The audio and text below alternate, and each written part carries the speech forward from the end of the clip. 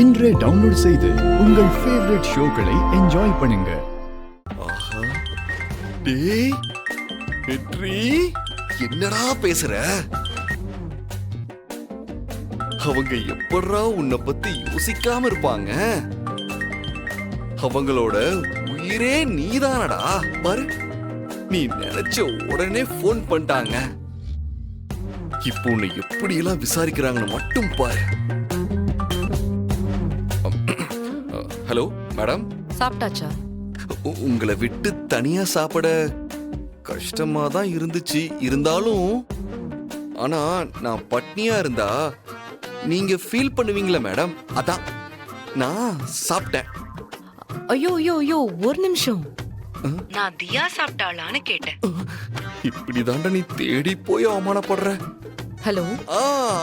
ஆமா மேடம், குட்டி சாப்பிட்டா மேடம். தியா சாப்பிட்டுட்டா. எப்படி இருக்கா? நல்லா இருக்கா மேடம், நல்லா இருக்கா. என்ன சாப்பிட்டா? இட்லி, சட்னி, சாம்பார் மேடம். வேற எதுவும் பிரச்சனை இல்லைல்ல? ஹோம்ஒர்க்லாம் ஒழுங்கா பண்ணாளா?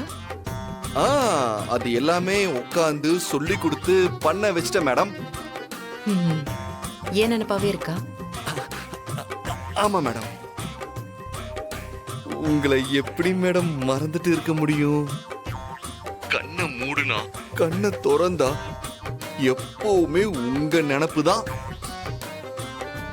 உங்களுக்கும் அப்படிதான் இருக்குன்னு எனக்கு தெரியும் மேடம். வெற்றி, தியா ஏன் நினைப்பா இருக்காளான்னு கேட்டேன். மறுபடியும் மறுபடியுமா? நானும் தியாவை தான் சொன்னேன் மேடம். சரி, நான் சீக்கிரம் அங்க வந்துடுறேன். Thanks madam. சீக்கிரம் வந்துருங்க. ரொம்ப நாள் என்னால தாங்க முடியாது மேடம். அட்லீஸ்ட் ஒரு நாளைக்கு ஒரு தடவையாவது உங்க முகத்தை பார்க்கணும். யாருக்கு? தியாவுக்கு தான் மேடம். மேடம் சொல்லுங்க. அது வந்து நானும் உங்களையே தான் நினைச்சிட்டு இருந்தேன் மேடம். எனக்கும் எப்பவும் தியா நினைப்பாதான் இருக்கு. அவளையும் கூட கூட்டிட்டு வந்திருக்கலாம்னு தோணுது. என்ன மேடம், தியா நினைப்பு மட்டும்தான் இருக்கா மேடம்? ஆமா, வேற யார பத்தி யோசிக்கணும்?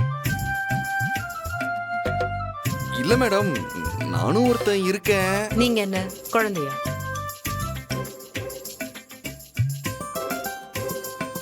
தியா பாசத்துக்கு ஏங்குற குழந்தைன்னா நான் காதலுக்கு ஏங்குற குழந்தை மேடம். என்ன என்ன சொன்னீங்க? கேக்கல. ஒண்ணும் இல்ல மேடம். தியா நல்லா சமத்தா தூங்கிட்டு இருக்கா மேடம். சரி, காலையில எழுந்ததும் எனக்கு கால் பண்ணுங்க. சரிங்க மேடம்.